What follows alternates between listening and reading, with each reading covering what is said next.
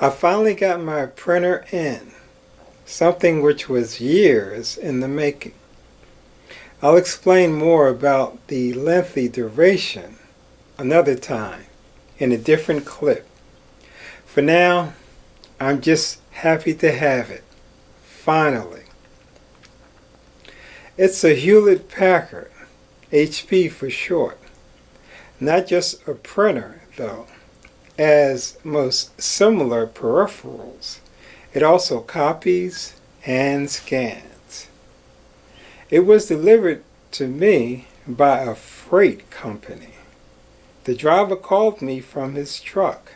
He said, "I can't fit my truck down your narrow street."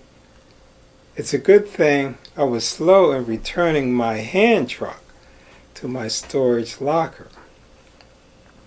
I told him I would meet him at the corner of the cross street with my hand truck. He appeared relieved to hear me say that, which was how badly I had been waiting to receive something like this.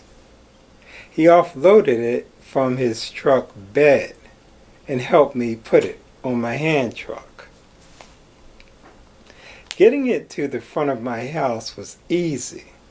I also saw that it would fit inside my narrow doorway, which was a relief to see. The hardest part was getting it up the front stairs. It is only a few of them, but when you're trying to pull up a package that is 130 pounds, a guy like me has to kind of like pull it up with all its might. I was able to get it inside. Then came the not so fun part of unboxing it. I know what some of you may be wondering. Here I'm talking about a printer that I brought. What's the big deal with that? People buy printers all the time, in all kinds of shapes and sizes. Well, once you take a look at the unboxing of this one, you'll see that it is the industrial strength version, the kind typically used in offices of corporations, which everybody in every department goes to every time they need something printed or copied or scanned. It's the same kind. I'm the only person I know who's ever thought to purchase one for home use. I'm sure you would want to know why.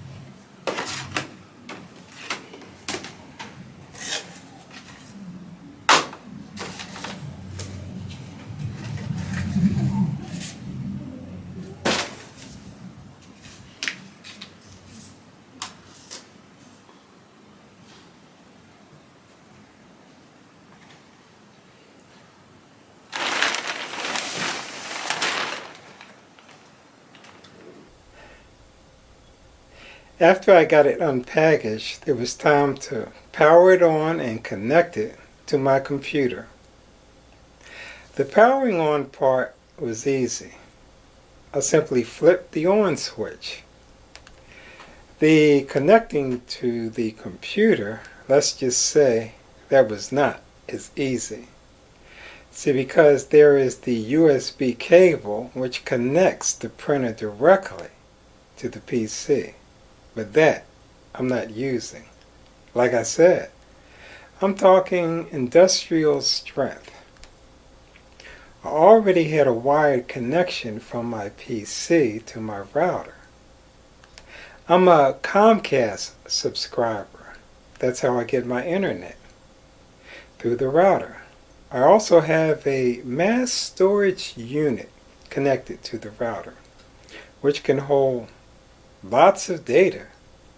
There's so much room on my mass storage unit that I would have to live a long time from now to even begin to think about running out of space on it.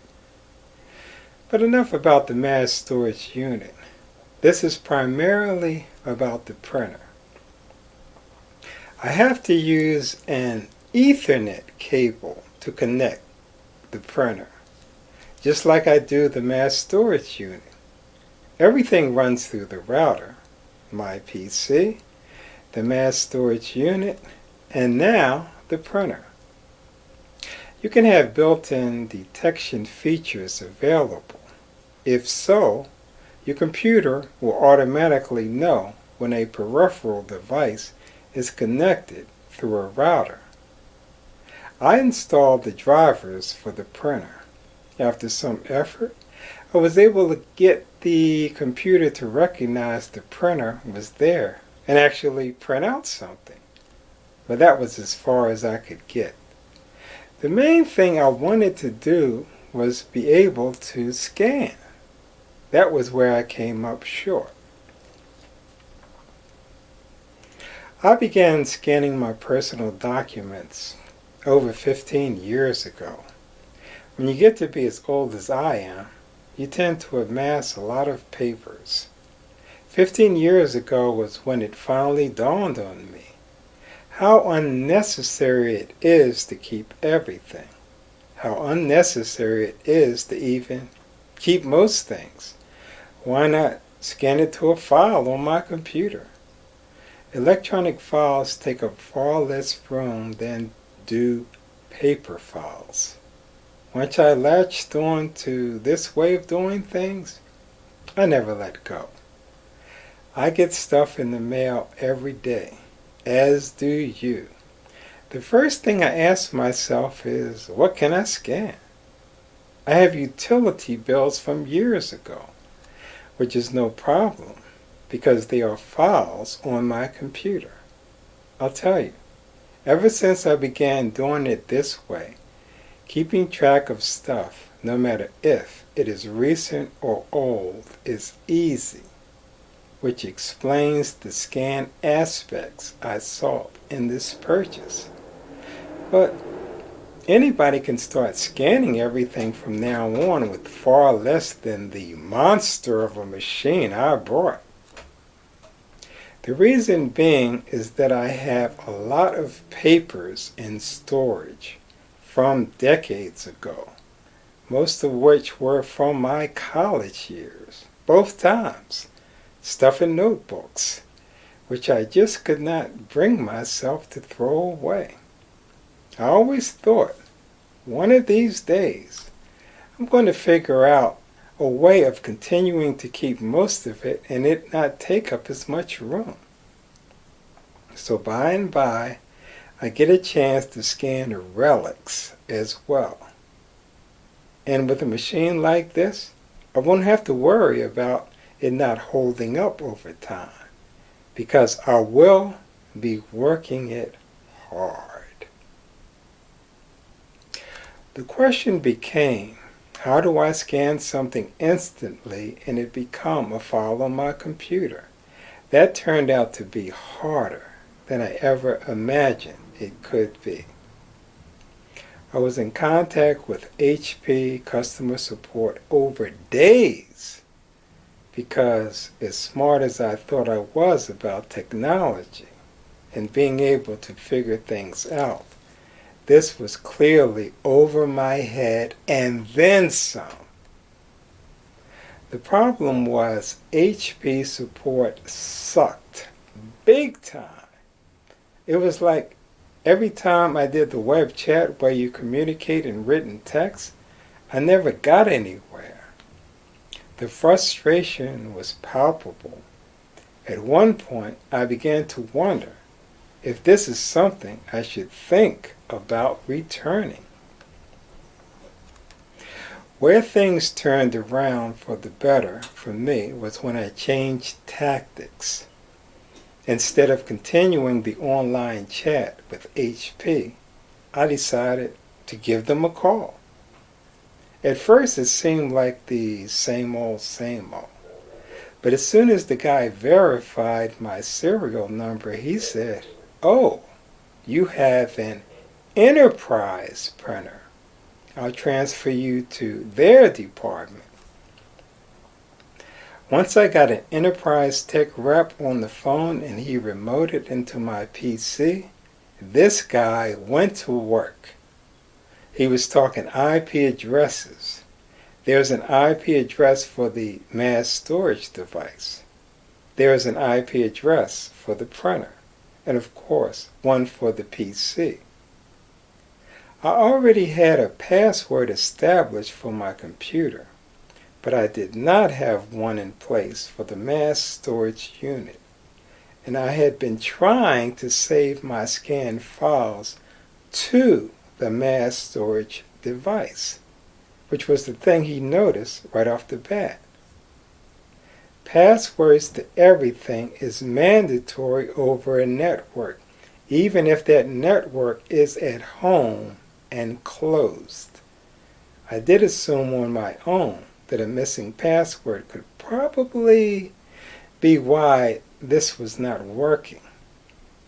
But what I was trying to do to fix that was to include the password for my PC while trying to save the scans to my mass storage device. He said no. If you want to save your scans to the mass storage, then first create a mass storage password and use that.